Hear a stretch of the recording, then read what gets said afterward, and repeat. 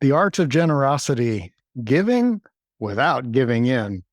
I'm Rick from Thriving Now, and I'm here with Kathy Vartuli from Thriving Now and the Intimacy Dojo, a truly generous person. And one of the things I think we bonded over early, Kathy, was when you're a really generous person, how do you create a dynamic between you and the rest of the world where you go from yes to yes to yes? Oh, yes, yes, I love that. Yes, yes, without like, do I have to? Or I really didn't want to, but I'm a generous person. And don't I have to if I'm a generous person and I did it before? And so, how would you Yes. orient us as we go into this journey and this workshop together? Well, one of the things that I've noticed about generosity is it feels good when it's authentic. It feels good on both sides. And one of the things I thought early on when I first heard about the five love languages, and he's problematic, but I love the definition of like, oh, some people receive love by touch, and some people by words of affirmation. And one of mine, I was like, oh, I think he missed one. I think when someone genuinely receives something I'm offering with a warm heart, that feels so good to me. And to have someone say, "Oh my God, that's perfect. That's lovely." My brother-in-law is one of the best. He's receives gifts so well. He gets so excited, just like a little kid. He finds the most amazing things about them. Tells you how you found this gift that just made him feel like Christmas as a kid, and it just like I feel warm every time I give him a gift. And of course, that makes you want to find gifts for him. Um, and I love Rick. You and I early on, we found that there was real ease about the giving. And I just asked Rick, I know he's super busy this weekend. I said I might need some help with something that's really important to me. And I felt perfectly safe telling him, this is very, very important to me. And I know you're super busy because I trust him. We built this trust over time where I know he's not going to sacrifice himself to save me. And I'm not going to sacrifice myself to save him. And we also know that we're super clever and we love each other and we can usually come up with some kind of solution that works, whether it's, what we originally thought or not. But there's a lot of trust and ease in that generosity because we're not asking the other person to sacrifice themselves. And I grew up in a family where people really did. There was an expectation that if someone asked for something, you were obligated to do it. And you would really dredge like I have this analogy of the gas tank was not only like at the bottom, but it was like dry and there were little flakes of things there, and you were trying to scrape the energy to do this thing for someone. And that just builds resentment. And we're going to talk about that more. But generosity mixed with resentment is toxic to a relationship. And I think the more we can really honor ourselves and be present with the other person, yes, and you have something you would like, or I'd like something I'd like to give you, and I have needs too. And I have other things. Like I get to balance those rather than just pay attention the way I was trained to do. Just pay attention to the other person. Just take care of the other person. And maybe if you take care of them enough, they'll give you something back. So could we do a little tapping So maybe? we could, and we're going to, and I believe that uh, we're calling this the art of generosity. Um, to me, those of us who are by our nature generous beings are precious resources. Um, if we are tending to our gift with some skill and artistry, um, what happens is that we enhance our own resourcefulness. We enhance the care and stewardship of our gift as a resource in our life, of course, but in the lives of people that we choose to be generous with. Um, I know people who I feel the resonance of their value of being generous, but maybe they've operated from obligations. So Kathy's already pointed us at one of the things. If it feels like an obligation, it's okay to do things that are an obligation. Um, but I don't want to fool myself that that's being generous. That's an obligation. I'm doing an obligation. Okay, That's Pay not my actually taxes. being, I don't like yeah, filing them. I don't like paying them, but I'm, I'm I'm going to do it. right. So if I knew putting this out there that this was not the kind of pain point survival thing that would get a lot of attendees. And yet I could not do what I do and be who I am for my friends, my family, and my community, my circle, if I didn't hadn't built up these skills. Because it's very easy to be, as a generous person, most of us are more easily asked to do things.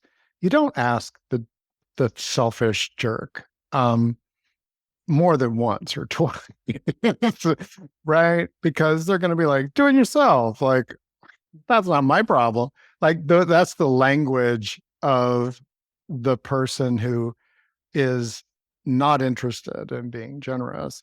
And maybe that's from trauma, maybe that's from being abused. I'm not judging them as a person, but there's an energy there.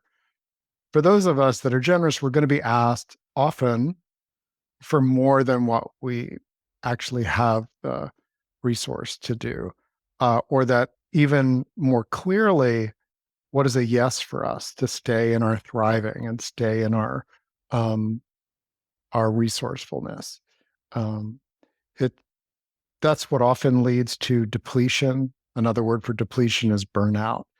And if you've noticed this at any time in your life, that you went through a period of being what you would call overgenerous or giving in for all the reasons, like not to make waves, not to be viewed as not a good person. Any of that sound familiar? The chat is open. So if any of this is striking a chord, it's helpful to Kathy and I as we tune the workshop, like what's alive for you? What are the things that you are looking to clear up, so that you can be generous and be clear. Um, I think one thing to add at this point is that we're looking for people we can be generous with on a clear slate. There's a lot of people that have made their livelihood, so to speak, out of manipulating other people. Bosses that imply, "You better help me out." Like there's like often a subtext, and that's one of the things we may decide to do something for that. You're like, okay, I'm going to give that boss what he's asking, but I can be clear that it's not out of generosity. It's because I'm being required to do it, or that there's an implied something. And with friends, we might in say, my wow, best interest to do it. It exercises my self care for providing myself with a job and the income from it. Um, if it hits your generosity muscle, or that strength within you, well, I'm a generous person, so I'll do this. We do invite, as part of the art of generosity, to set that aside. Notice we've done that with people that put pressure on. You may say yes for your own reasons, but knowing that, look, I'm doing that to preserve harmony at a time of great discord in the family, or in the at a risk financially that I'm in, or whatever. Um, it and that's a good and hearty thing to acknowledge. Generosity, I want to cultivate from a place of, yeah, clean slate. And sometimes that comes with new people that you meet. Like, I will, I remember sharing with my partner Jem early on, and she reflected it back to me today. And I was like, wow, you remember that conversation? Yeah, she did. Because I said, look, I have a big yes. And what I can tell you is that I'm very open to being asked by you for a variety of things that could be helpful. Maybe you need me to go to the grocery store. Maybe you need to, do whatever. I am not going to weed whack your yard ever. So you can ask, but I'm not going to.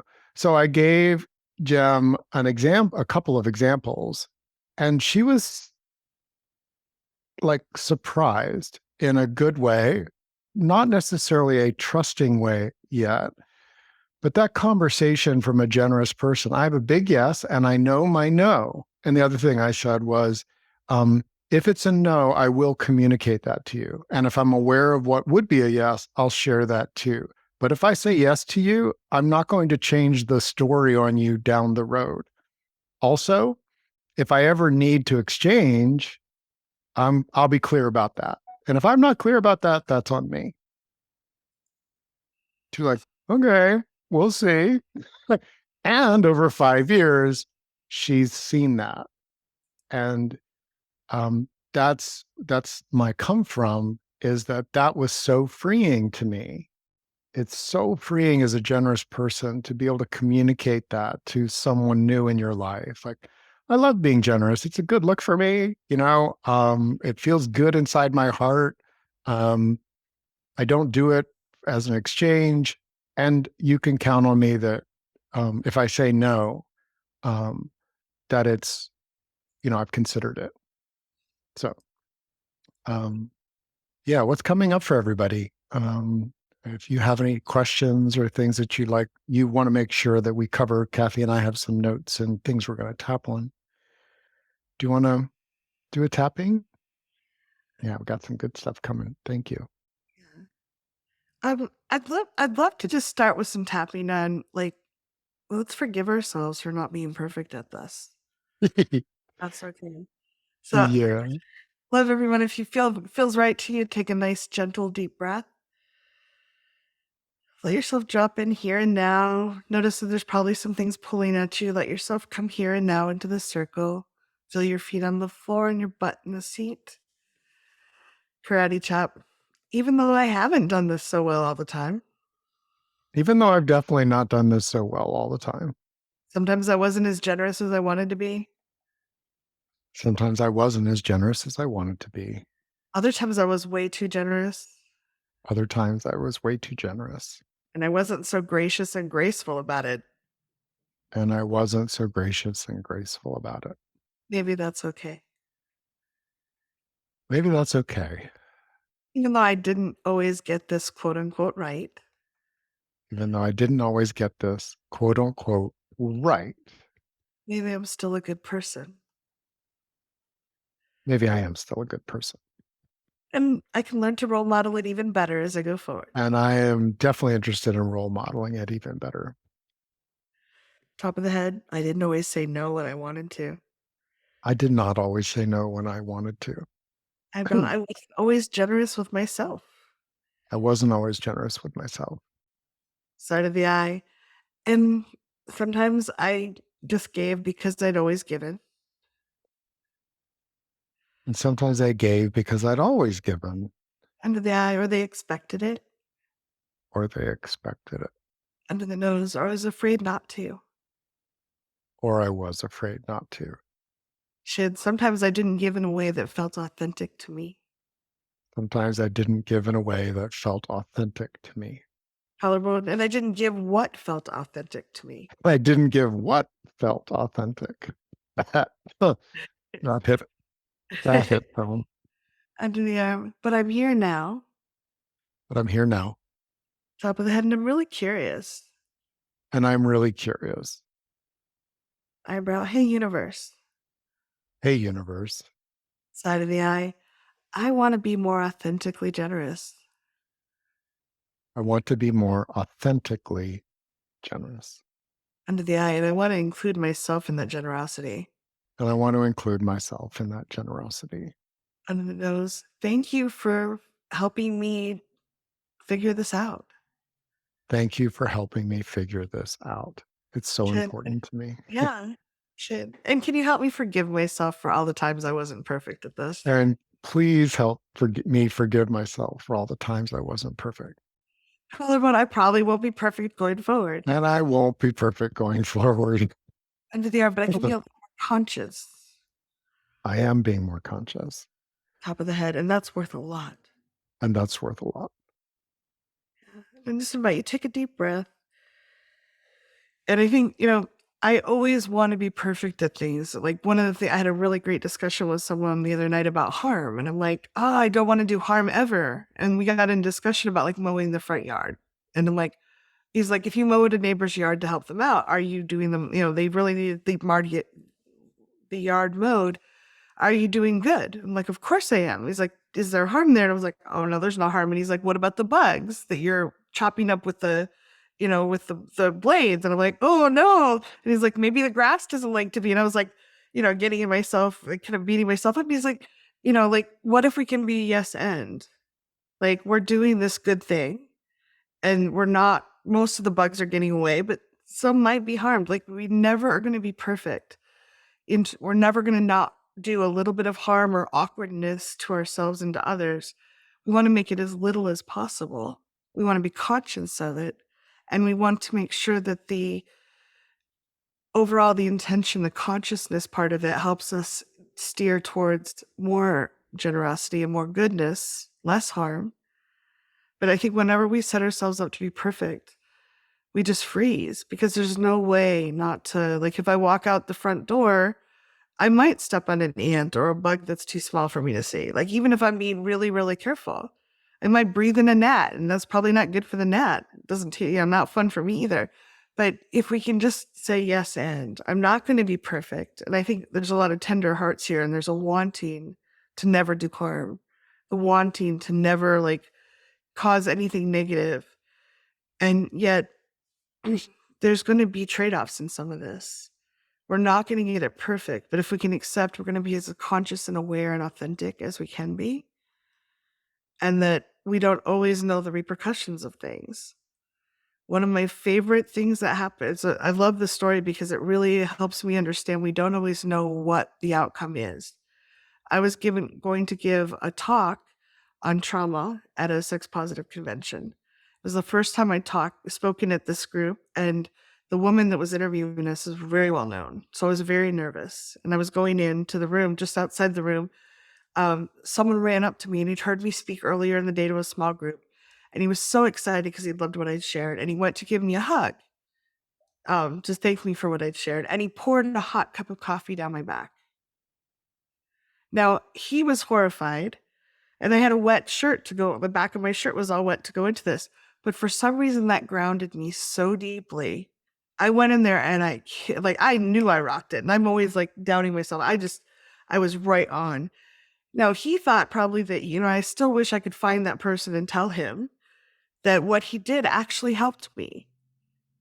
But we don't always know what is harmful and what isn't. So, I think when we do our best to be conscious and aware, to be authentic, and then we turn the rest of it over to the universe can turn things into amazing outcomes. Like a hot cup of coffee down your back right before a big talk that somehow just drops you right in and you're like on fire. There's a lot of things that, we can't always know the outcome to things. So sometimes if we say no to someone, that may be what they needed to hear at that time. We can ask the universe to please help them find what they need out of that. So if that's helpful. Which brings us to one of the keys here that Kathy and I are going to touch on. If you are a generous person, it's easy to make being generous a default.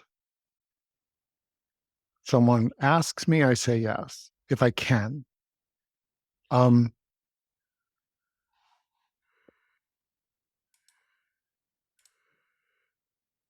The art, and I believe it builds a deeper level of trust for ourselves. And it is certainly shown in my life to build deep trust with people that I practice this with, is to pause. I have found it not useful to make saying yes my default.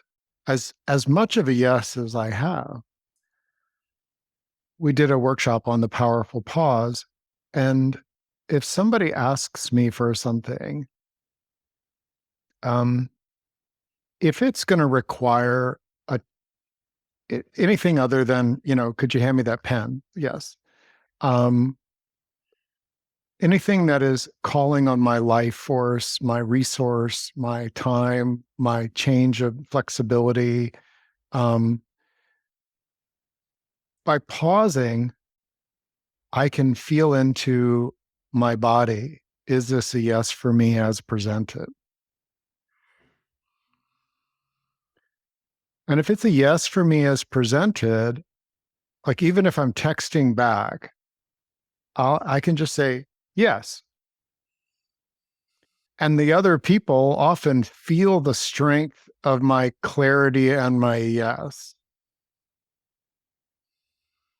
What?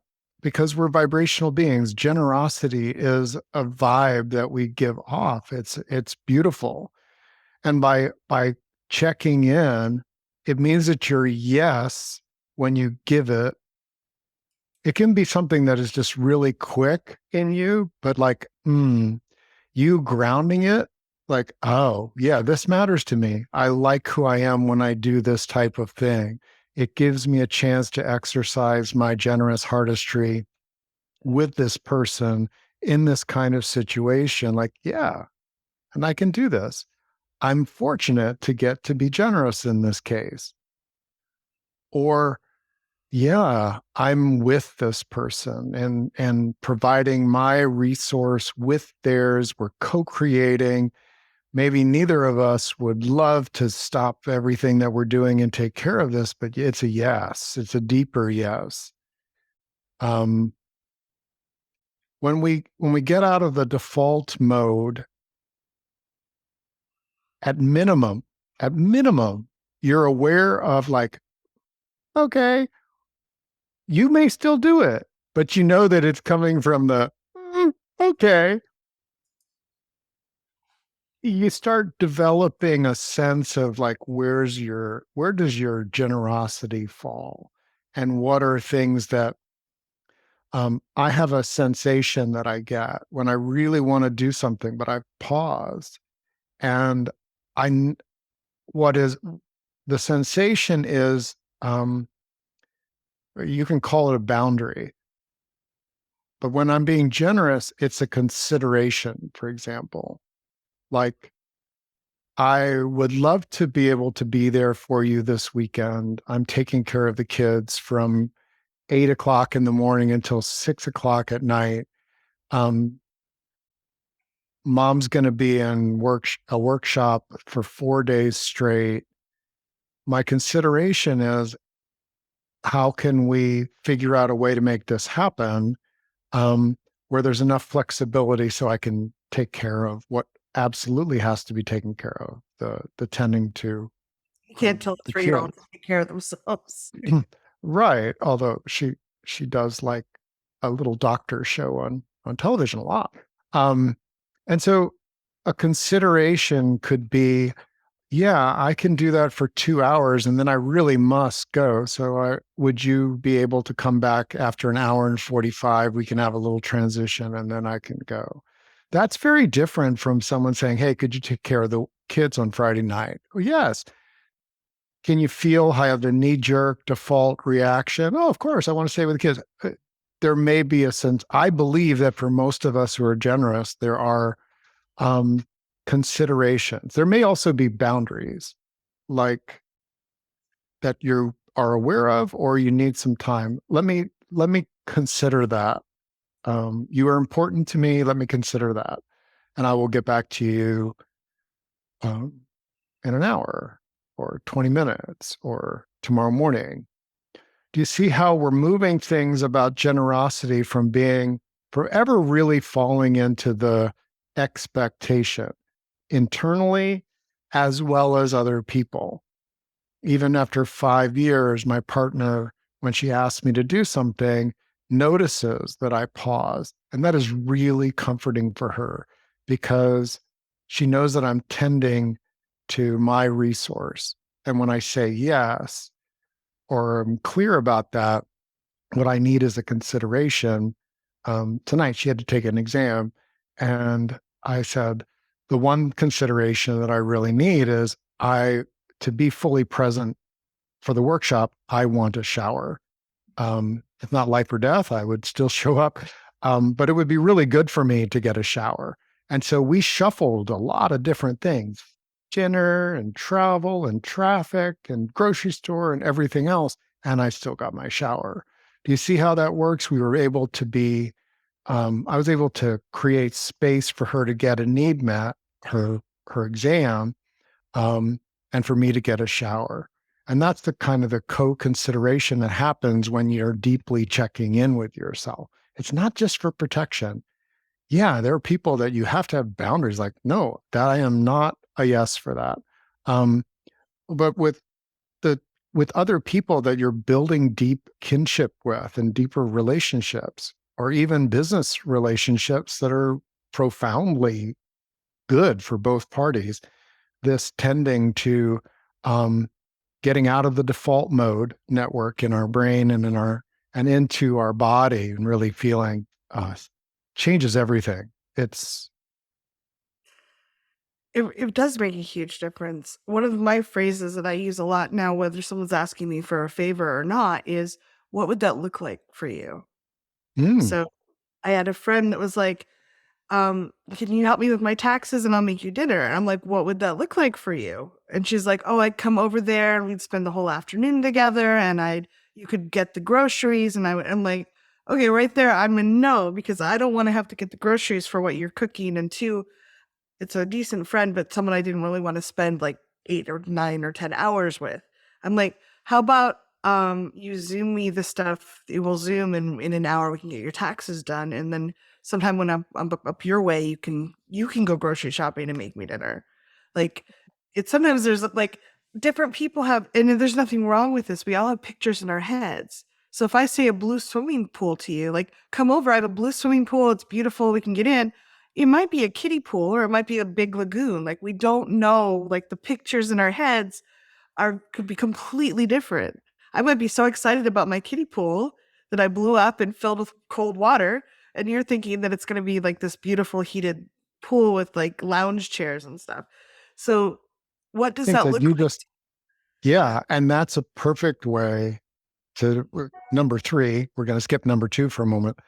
Um, how do you ask as a generous person if there's an underlying exchange going on? Now, this time it was explicit. Oh, I'll do your taxes and I'll make you dinner.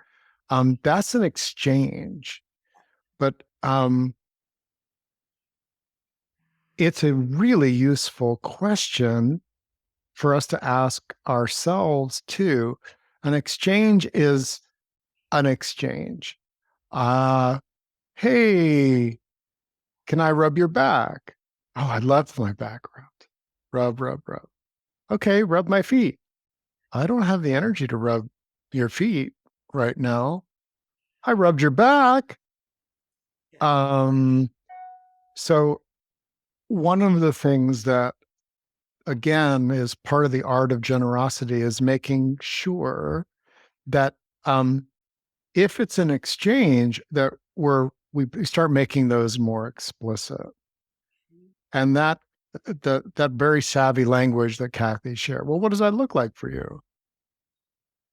Um, Even if somebody asks to rub my back, I might ask, and what makes that a yes for you? Is that a self-contained, enjoyable thing for you? Oh, I really need to rub somebody's back, and you're kind of rubbing your neck, and I think that you'd like it, and you know, um, and it's a complete thing for me.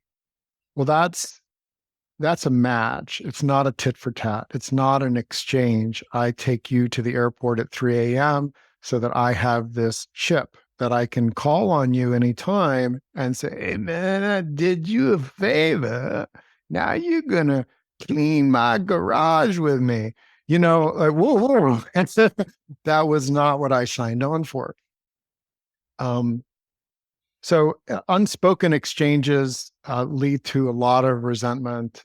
I've been guilty of that. Like I wanted appreciation, and I'd like to do a tapping about feeling like I really need. I need to not feel unworthy. I need to feel appreciated. I need to feel like I'm valued. Um, and so I'm doing these things in order to get back an energy.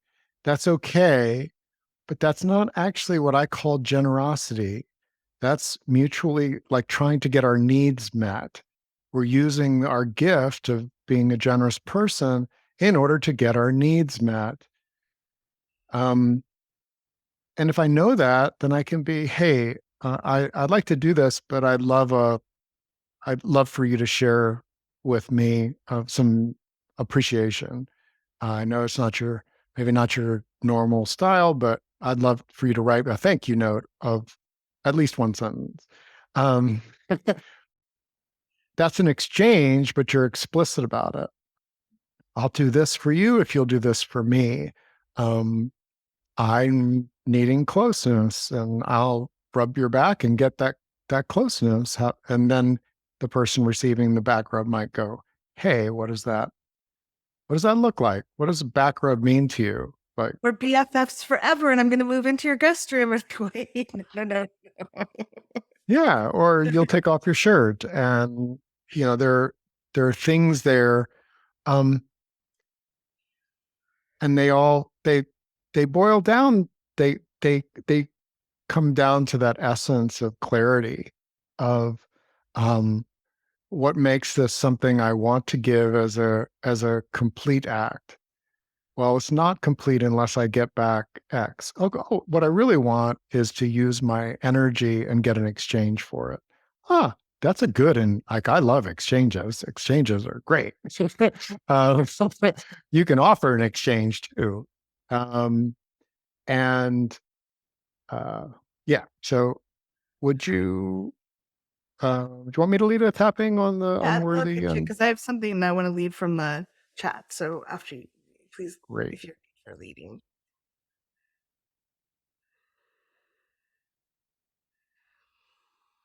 Even though I have done things as an unspoken exchange, Although I have done things as an unspoken exchange.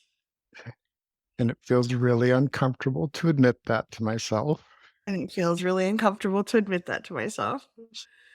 Mm. I'm in the process of clearing that up. I am in the process of clearing that up. Top of the head. I am generous. I am generous. Eyebrow. And sometimes I want an exchange. And sometimes I want to exchange. Side of the eye. And sometimes I just love being generous. And sometimes I just love being generous.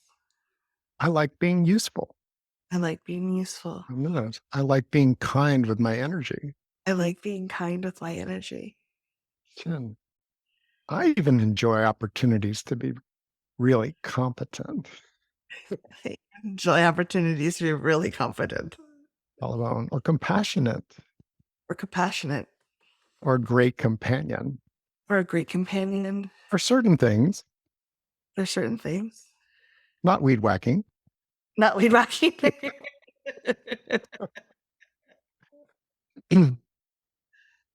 I want to differentiate between exchanges and generous acts.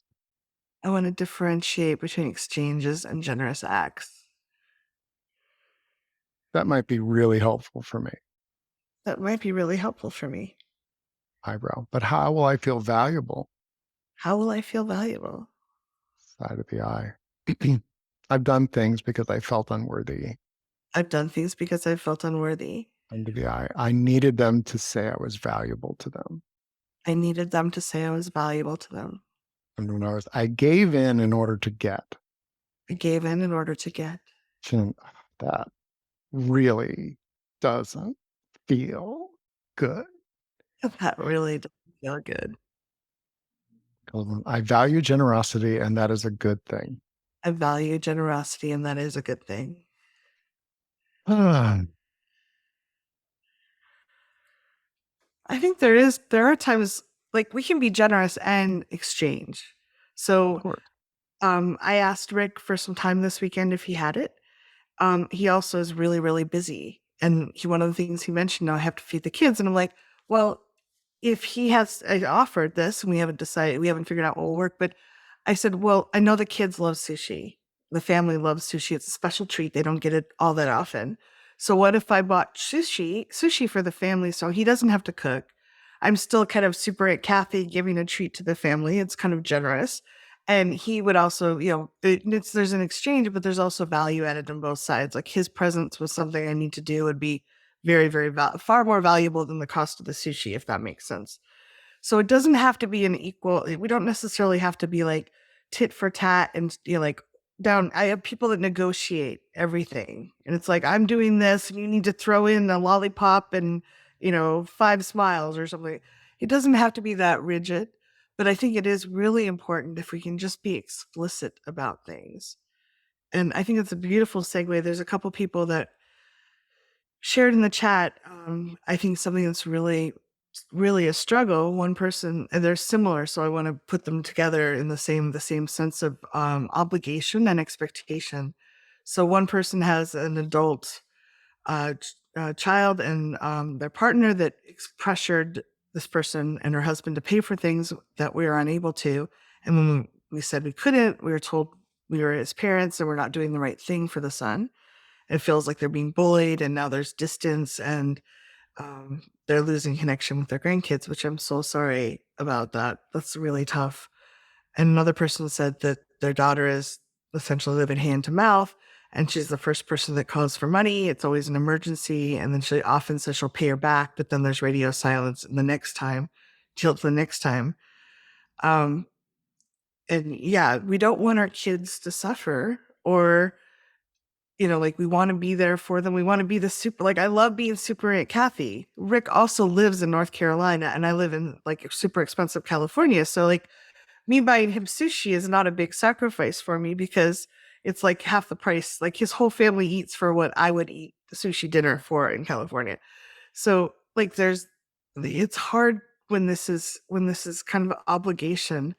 I've felt that somewhat when my parents used to come visit me. They would literally step back when the bill came at the restaurant or the grocery store. They would literally step back and just like wait for me to pay it. And it felt really kind of crappy. Like it felt like, oh, this is my job to do this, to pay for their food, to pay, even though they're adults. And like adult people, like I think when we have children, there's a certain, like we do want to be there for the younger kids. But someone who's, adult, there's a challenge with that. And I think sometimes we risk a lot because we're really scared to lose that connection. I didn't want my parents to storm off and never visit me again, but I did want to not have that like pull at me all the time. That every time we go to like, they'd say, oh, we need to go to the grocery store. And I would feel resentment. Or we'd like, oh, let's go out for dinner. And I'm like resentful because I love to go out to dinner, but I don't want to have to be responsible for everything we paid that was being paid for. And I think that one of the things we can try to do, and this is challenging, I'm not saying it's easy, but I tried to build up the muscle to say, Mom, I know I didn't actually start it with my mom because if they were together, it was going to be a different conversation. But Mom, I notice every place we go, there's kind of the expectation I'll pay for it. And that doesn't always feel very loving. Like, I know you came all the way down here, but I try to have groceries in the house. Like I feel like I've done plenty to welcome you here, and I don't want to have to pay for every meal and every grocery trip. And she got upset. Like it wasn't an easy conversation. And then she tried to ignore it and just pretend and went away. And I would just gently bring it up again. I noticed when we went to the grocery store, when it came time to pay, you both wandered off, or you both stepped back and put your hands behind your back. And it it was a muscle I had to build a little bit, but I find speaking out loud sometimes helps. So I'm wondering, like, for the person whose daughter just keeps saying, "I'll pay you back." It's like, you haven't paid me back all these times. I want to be there. I don't want you to be struggling. But I think we need to be more honest about what this is, if that's possible. And I'm not saying there's no judgment on it. Please don't think that I'm judging anyone if they decide not to do this. But I do think making things a little more explicit can be very helpful. And then, like for the person who's, I think it's their son and their partner, um, we're kind of expecting it. Just like, this is not in our budget. We're not able to do that, and I feel bad that you want this, and I don't want to lose connection with you or the kids. So like naming the thing we're afraid of is really, really hard, and it doesn't work with everybody. But I find that not naming something doesn't tend to make it better, at least in my experience. So I found that, at least in what I've generally found, is fun, gentle, and share my tenderness, my like, I'm scared of this. This feels hard to talk about. Um, there's at least an opening for some people to have a different relationship with me. And it's just really, I know it's really hard when there's all these expectations. Different people have different patterns. The son might think that you have a lot of money. The daughter might genuinely like we kind of block stuff from our heads like, oh, I don't want to look at that. I'm going to ignore the fact I've never paid this person back, but or paid my mom back. But if I can't, like, okay, let's not call this a loan because this has never been paid back and we never talk about it. It's not a loan. I'd like you to really look at what's happening. And some of this is my old Al Anon, like facing what's there is often very healing. That's my belief. And please take what you like and toss the rest. But I'd love to do a little bit of tapping on that if that's okay. Yeah, and it fits with our last workshop, facing reality, too. And at least within ourselves, acknowledging what is the reality that I'm noticing, and helping my own heart embrace what matters to me, um, so that I'm, yeah. For me, being a lot of my actions, I know come from a different place than maybe how they seem on the surface. So, um, we'll get into that here a little bit. Try to chop, even though this really hurts. Even though this really hurts, And I feel incredibly tender around this. and I feel incredibly tender around this, There is reality. there is reality, And pretending will not make anybody happier or healthier. and pretending is not making anyone happier or healthier. I feel manipulated, I feel manipulated, and I don't like that feeling. and I don't like that feeling. It's genuinely getting in the way of my relationship with these people. It's genuinely getting in the way of my relationship with these people. And I don't want that. And I don't want that. Top of the head, I want to be generous when it's right for me. I want to be generous when it's right for me.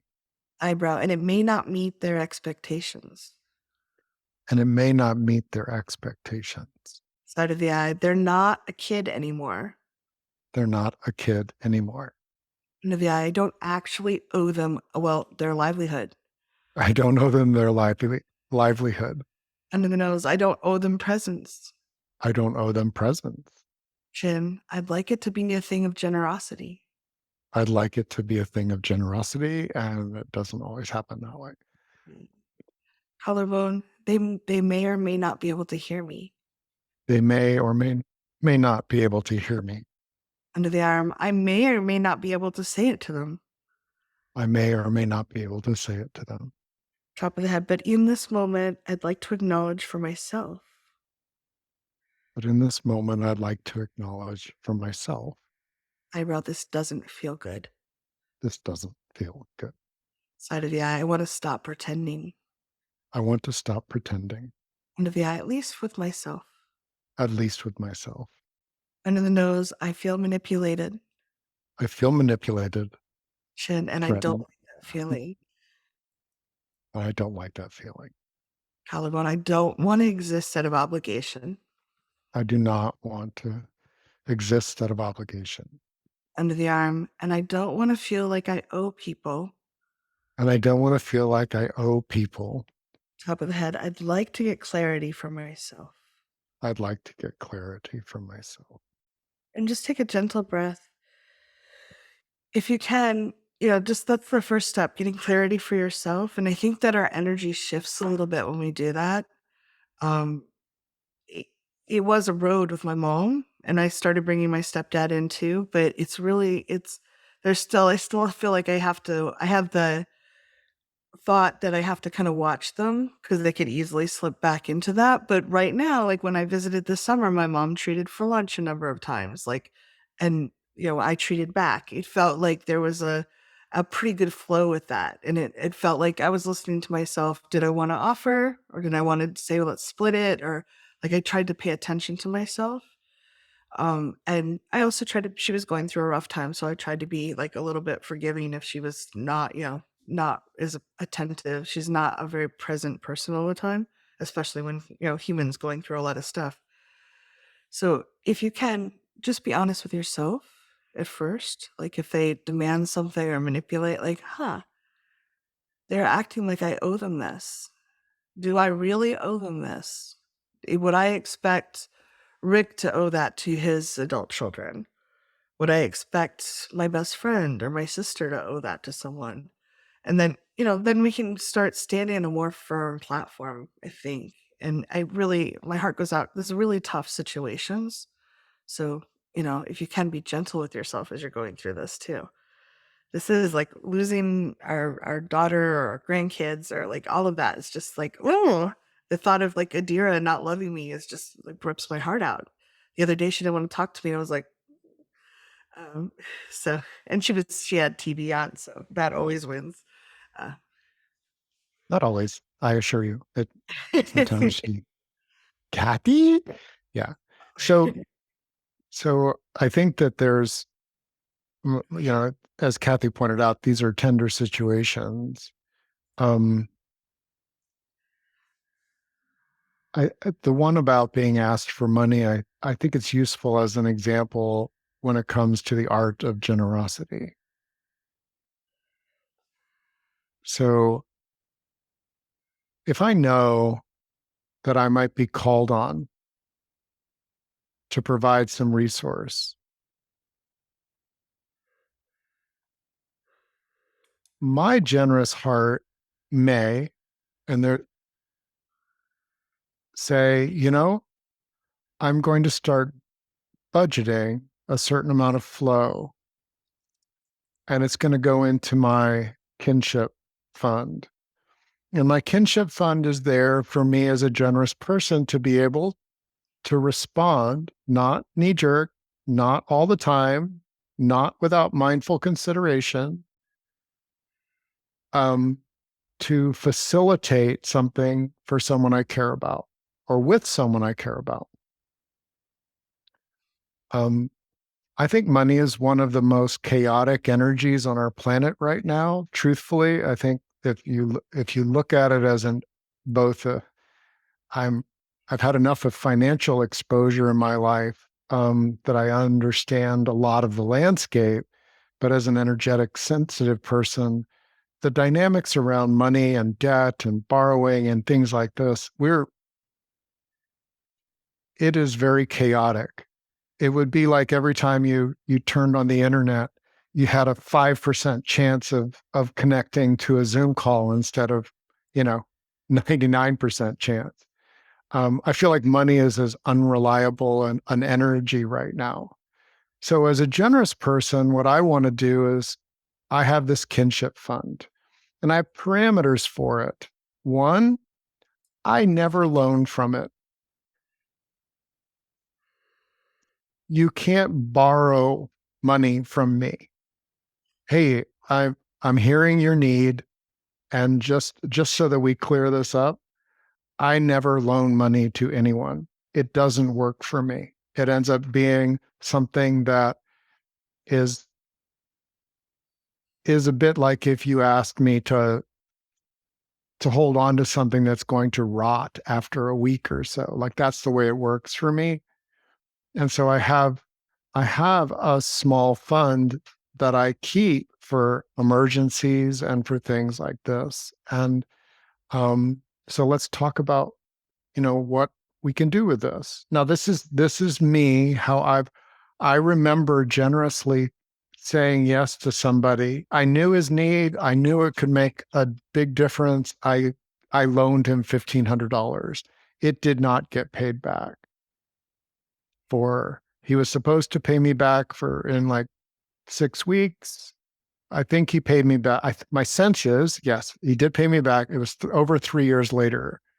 So imagine I, as a generous person, am now impacted because I did something without really feeling into it. I would have gladly given him the $1,500, but he came to me as a loan. Now that's on me. Okay. I didn't know myself as well as I do now. And as the art of generosity is knowing, well, what actually feels okay for me. Um, and if you are not aware of the limits, explore those. And when you and we're gonna take a break here for about 7 minutes. Um, if you resent a certain something, okay, that's a real indicator light.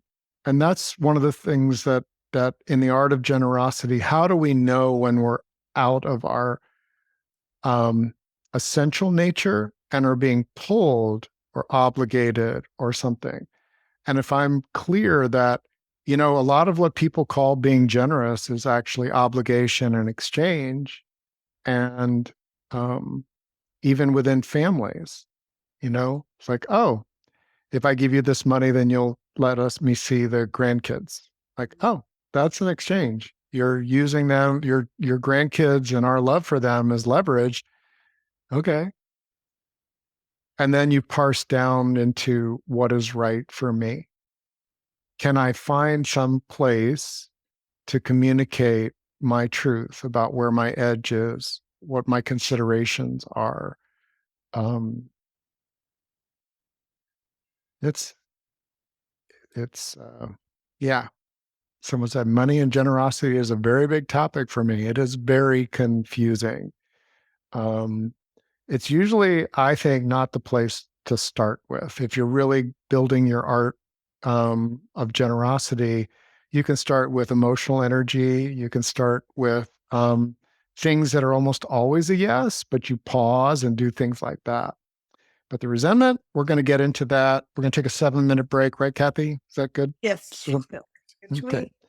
And if you're watching the recording, hi, thank you for being the kind of person that tunes in, even though you couldn't be here live. And we invite you to take a short break here, let things integrate, see what you want to ask or have clarity around. See you back in 7 minutes.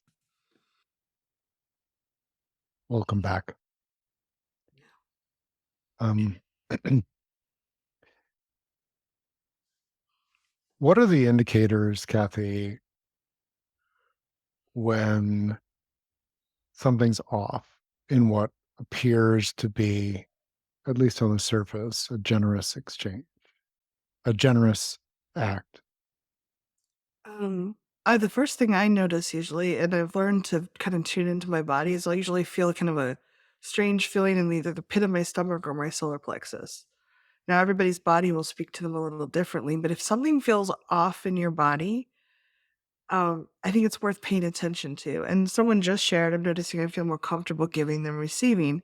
If you don't feel that comfortable receiving, like there was a lot of obligation with it when you were younger, some of that could be carryover. I think it's really important to tap and clear those memories and those traumas as much as you can.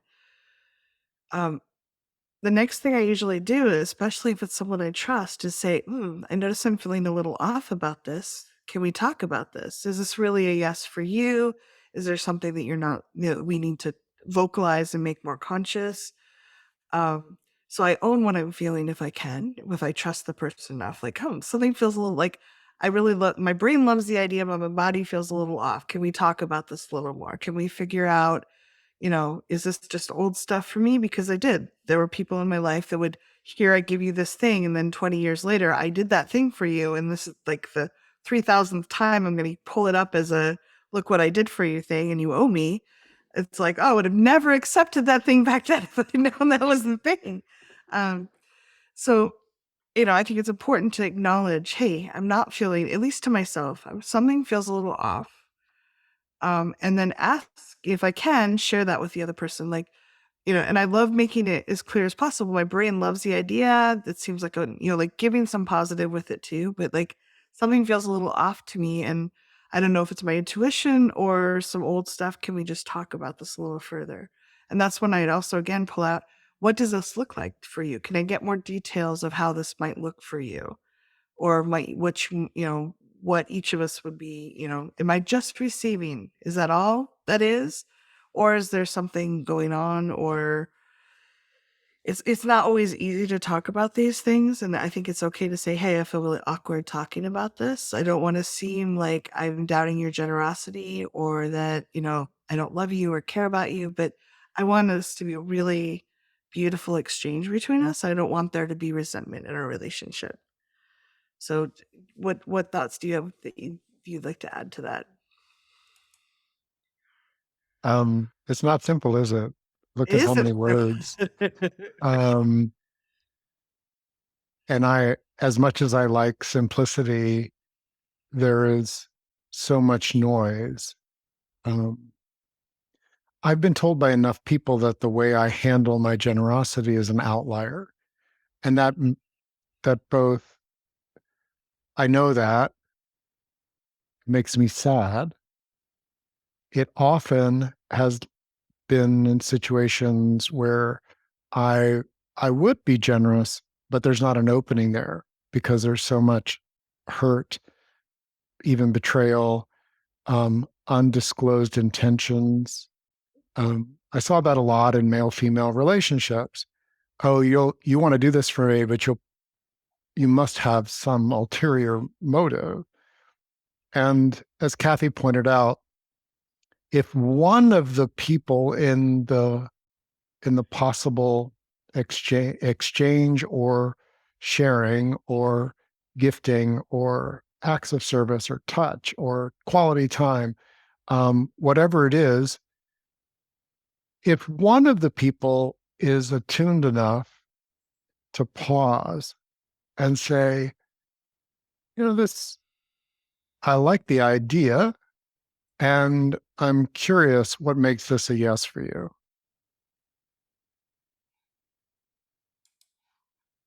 Um, Even if what I've noticed is even if the person is utterly inept at answering that question, I will receive enough information to navigate my world. So if, on the receiving end, asking that question, well, what makes that a yes for you? What makes it something that, you'd enjoy doing, giving, being? Um, it can tell you about the relationship. And if there is an ulterior motive, it comes up unless the person is truly out on the spectrum of being able to obscure their true intentions. And there are people that are really expert at that, but they have a certain vibe to them too. Like they'll deny that there's any other aspect. Yeah, they'll Um, get defensive sometimes. they'll get to, why are you asking? Of course, I just want to rub your back. Um, okay, well, I'm not feeling the yes right now. Thanks for offering. Um, if the other person pauses or doesn't pause, and they're like, well, you matter to me. Okay, thank you. You matter to me too. And is driving somebody at 3 o'clock in the morning something that's good for you? Is it something that is you're doing this because I matter or because, yeah, that's the kind of thing that falls into the category of I wake up early and, if I take you to the airport at 3, I'm going to go look at a sunrise someplace that I haven't seen. And like, you notice how like I'm stacking my pleasures here. I'm going to take my friend. I'm going to get some time together, and then I'm going to go Grab out on the breakfast. mountains. And I'm going to see. I'm going to go to this breakfast place that I haven't been to. I get to journal early in the morning. I haven't done this in years. Thank you for asking. Like, and then you're like, oh yeah, please, thank you. Take me to the airport at 3 a.m. Pick me up. Um, we we hinted that resentment as as a as a parent, as a sensitive person, if I ask someone if they're willing to do something, would you be so kind to do this? Resentment has an air to it. And Yeah, when your mom tells you to take out the trash, she's not really asking if you would mind. but I She's do, like if I tell someone, hey, look, I need you to take out the trash, I am asking for something that is part of their agreement in living together. If I say, hey, would you be willing to watch a deer while I take care of this? And there's yeah, that's different from, okay, um, I'm wanting to be sensitive, but not oversensitive to resentment. Um, and, this My boy did this to me the other day, and I realized, how good it sounds. We went to pizza and we were coming out, and our agreement was that we would go to pizza and go for a walk because I hadn't had my walk, and I had to go with him because I couldn't leave him alone. And I said, "Well, you ready to go for a walk?" And he paused and he said, "Well, I'm a little cold right now, and I don't really feel like I want to go for a walk. And if it's important to you, let's go." That's very mature. I'm like, wow, I that gave me all the information I needed.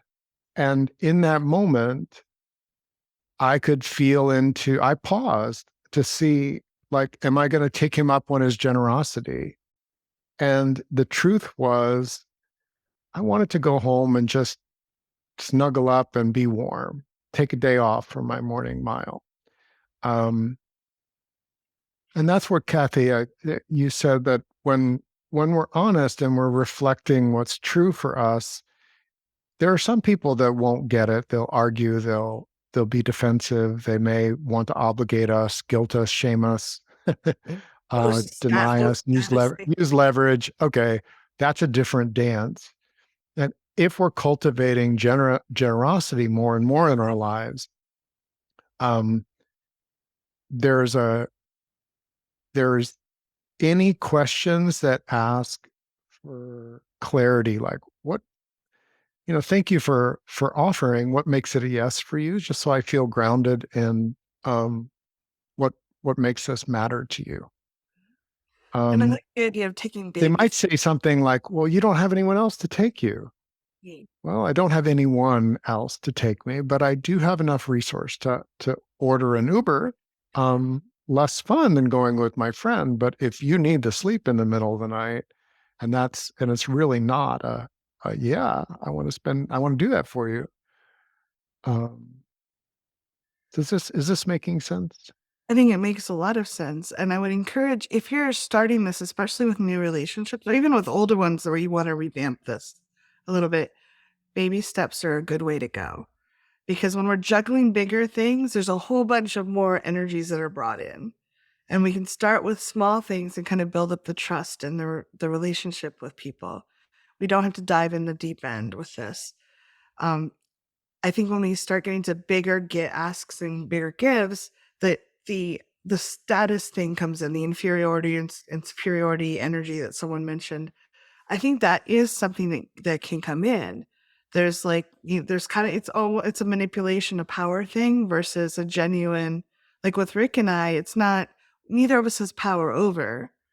And we built up a channel over the years of both of us being willing to speak up and say, I promised to do this and it's not feeling like a yes. Is there some way we can do this a different way? Or can we do it another time? Or like there's a lot of clarity in it that the giving and receiving channel is very open and clear with us. So it's very easy to make big asks like, hey, I really need you to talk to me at 3 a.m. because I'm having a really rotten time and I know you've been up with the baby and haven't slept. Like, I know that he can say, I can talk to you, but the baby's going to be here too. Or like, we can figure out a yes. But I think that when we start smaller and we start revamping relationships, we may be setting boundaries in ways we've never set them before. If we can start with smaller things and start to build our own confidence and our own surprising people with big things is hard on like we have a certain flow and pattern we go with people, and then when you change it abruptly, especially if you don't tell them, it can seem very shocking and they can get defensive and upset just like humans do. So one, I like to tell people, hey, I've noticed that something feels a little off in our relationship and I'd really like to change it, and here's what I'm noticing. I'd love to get your feedback too or whatever, but I'm really going to work on being clear about my boundaries. And I just wanted to let you know that that's what's coming. It's not that you did anything wrong. It's just for my own sense of integrity and authenticity. I need to practice this. Giving them a heads up is Yeah. important Go too. ahead. Mm. Oh, and I Yep. just really emphasizing the baby steps. Like we don't have to say, I want to give you a car. It's like, can I give you a hug? Or I'd really love to receive a hug. Is it like, are you up for that today?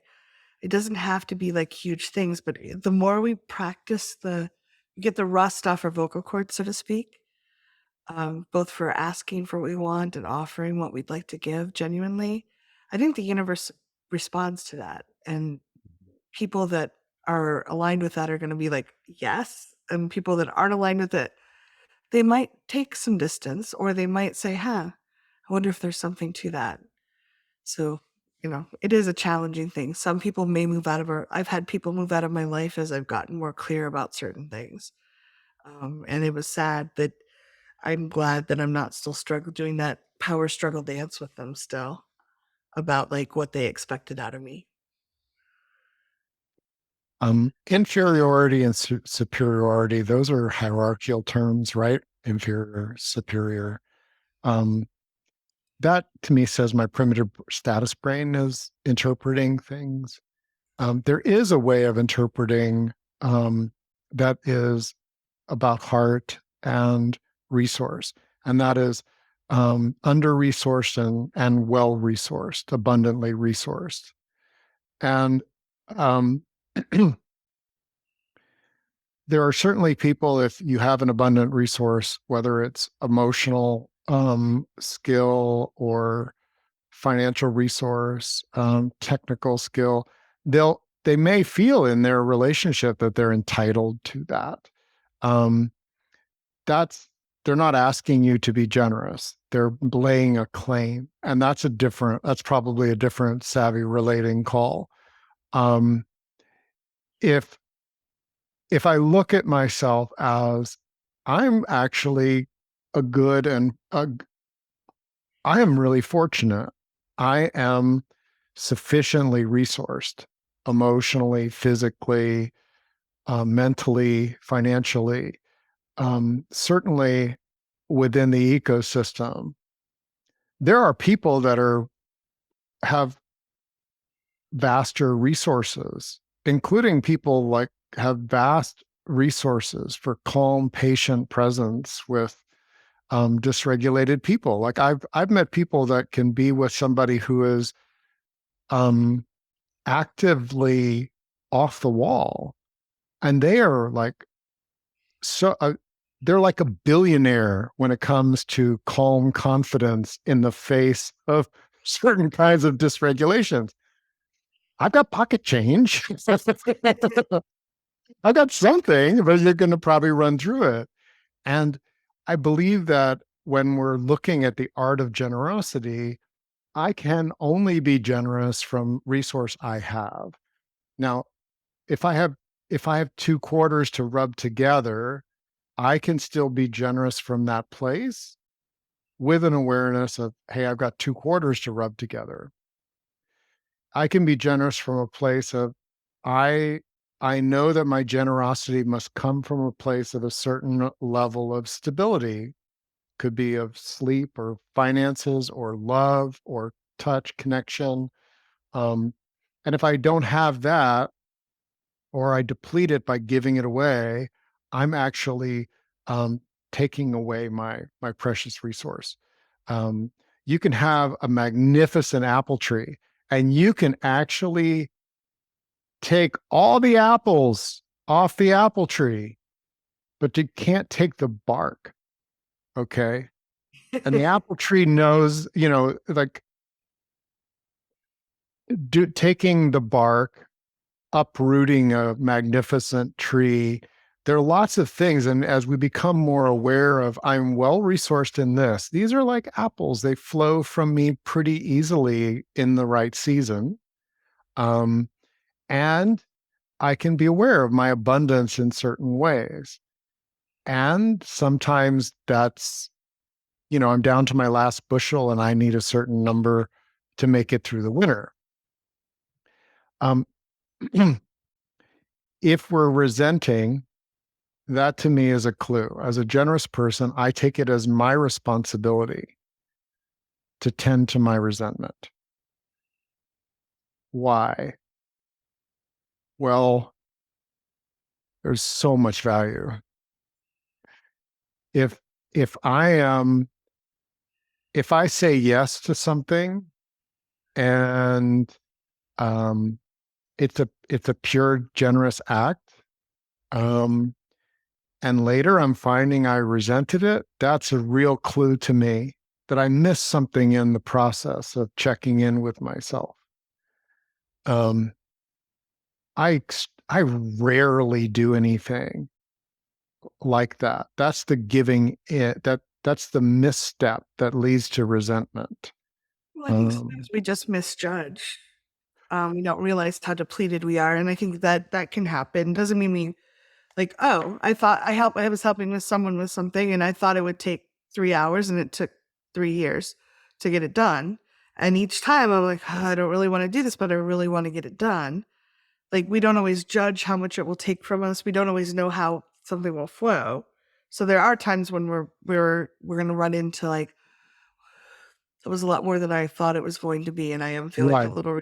And like I resent things that I do not, if something is not in the consideration, like I've got 3 hours for this, not 3 years. Yeah, Um, and I don't feel I can take an exit without being punished or abused. That still falls into the category of I want to work on my exit strategy.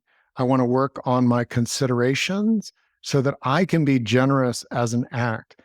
There's there's a really wise trainer of athletes on that I read on Twitter, now called X, and they said something really profound.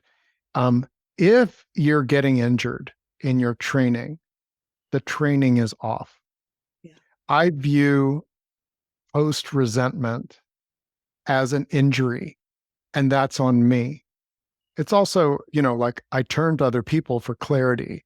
But if I'm starting to resent it and as a sovereign individual, I'm not putting a stop to it, that's on me. It could be like, okay, this is no longer generosity.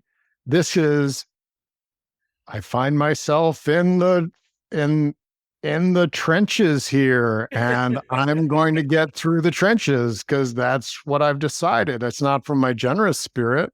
I'm not laying it on, well, I'm a generous person. No, I'm somebody that also, if I'm in the trenches on something and it's going to be a slog, I can be co-slogger or sometimes for my own other reasons, but resentment is a particular energetic tone that definitely creates distance. It creates harm in the in my body. I actually start my tendons, um, and sometimes it is as important. So I do an act every week, twice a week. Um, and the person who is the recipient of the benefit of this on an obvious level is not all that appreciative. Okay.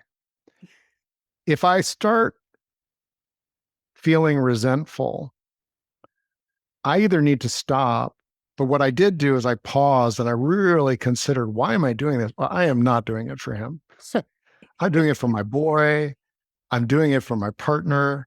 I'm doing it because, damn it, I remember little Ricky going and having to go to his dad's, and boy, it's nice that I get to spend and put my energy in a way that makes it a little different for somebody I care about.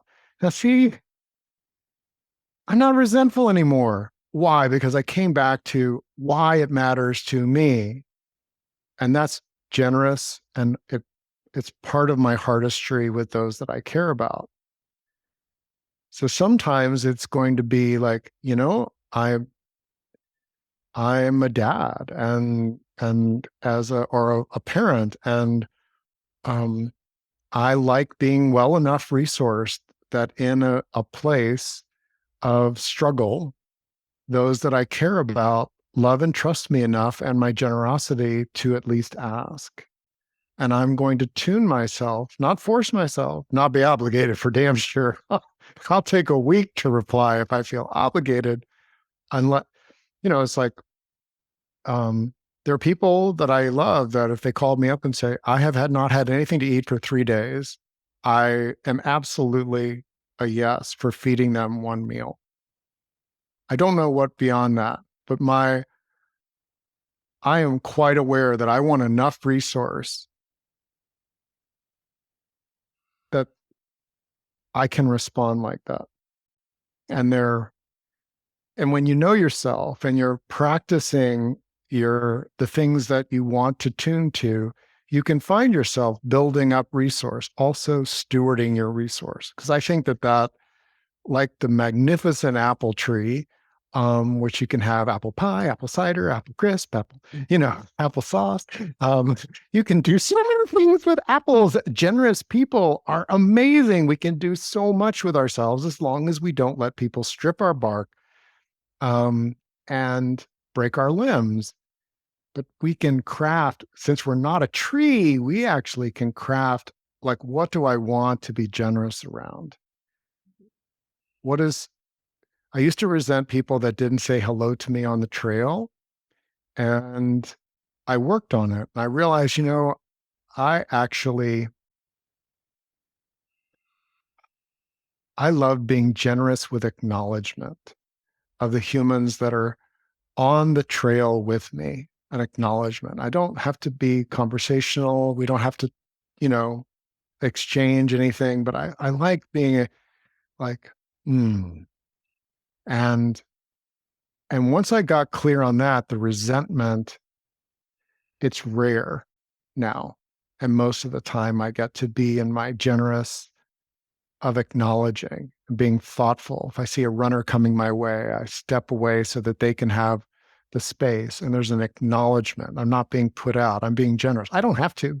A lot of people don't, but it feels good to me. And so I hope my hope is that as we've explored this, you're feeling pretty curious about how you can cultivate and steward your resources, um, and craft ways of being generous. I do believe that generous people, when we find other generous people, um, there's a quality of thriving that comes forward. Um, I'm really blessed to have Jem and Kathy and Carol in my life, and many of you are have been incredibly generous with all the things.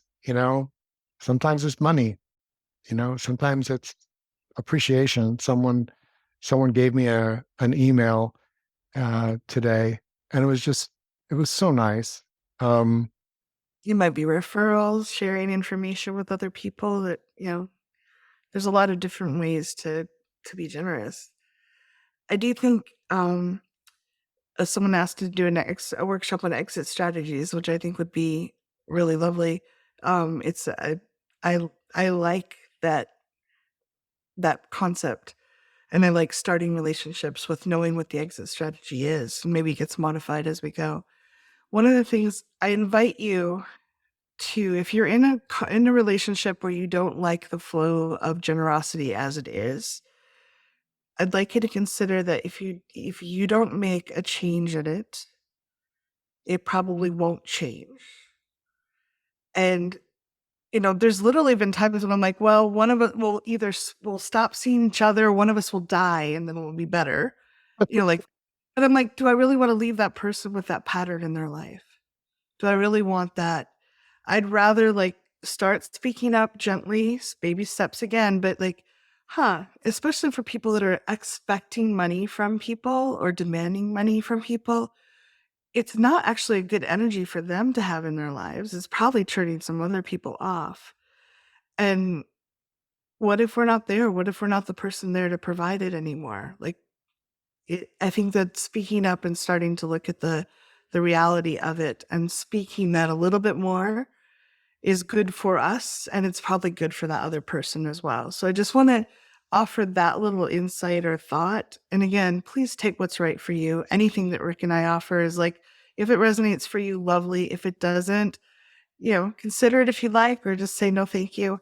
We're not telling you what you need to do with your lives, but I know that it's brought me so much relief and a sense of knowing myself to gradually speak up. And it took years to get there, get to where I am now. Um, And hopefully some of the things Rick and I are sharing maybe get you there a little faster.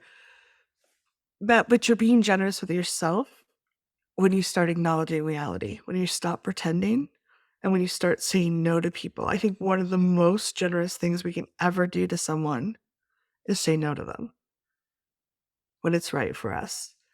It's a sign of deep respect that we think they can actually handle our no, and that we're going to be real with them and we're going to be ourselves with them. It's very vulnerable and it's a challenging thing to do. I notice that people I don't respect, I tend not to say no directly to. I kind of avoid, or I still do that somewhat. And but the people I'm really close to, the people I trust, will say, "Oh, I can't do that. Let's find something else." Or like, "That's not a yes for me. Let's see if there's something else we can do." Um, and I think that ability is really powerful when we practice it. And I just want to appreciate all of you for showing up, and anyone who's listening later too. This is a tough subject. This is Mhm. not easy. And so thank you for kind of exploring it with us and trying things on and tapping and hearing our stories about it, different ideas you can maybe apply to your life. So thank you for maybe opening that for yourself and for other people around you. And savoring, as awkward as it is, because I don't know that we're I would like to cultivate a world where we notice each other's generosity to others, and that we also notice our generosity. Um, I am guessing, I am guessing that in the emotional world, you all are generous in ways that may not even be currently in your awareness. It's an invitation, my heart to yours, to notice in what ways might I have been generous with my energy, my attention, my my presence, some kindness or compassion, empathy, my consideration, my competence, my usefulness, my patience. I am guessing, and if you didn't find anything from today, look back in the last week. I'm pretty sure that you'll find many ways. Um, Generous people really, we can't help it. It's a natural thing. Um, and the more that we acknowledge it and bring it deeper into our value energy, um, the safer people will feel receiving from us. They'll feel the trustworthiness of our core, knowing this is good for me to be generous. It expresses a side of me. And I am clear about what feels generous and what's work. And that is different, an exchange or something else. Um, I believe that we can blend generosity into almost a surprising number of different emotional dishes, to use that apple analogy. So, thank you all for being part of that, um, this movement of refining the art of generosity so that it really serves ourselves and the people that are dear to us, our kin. So, Thank you. thank you. Have a great night.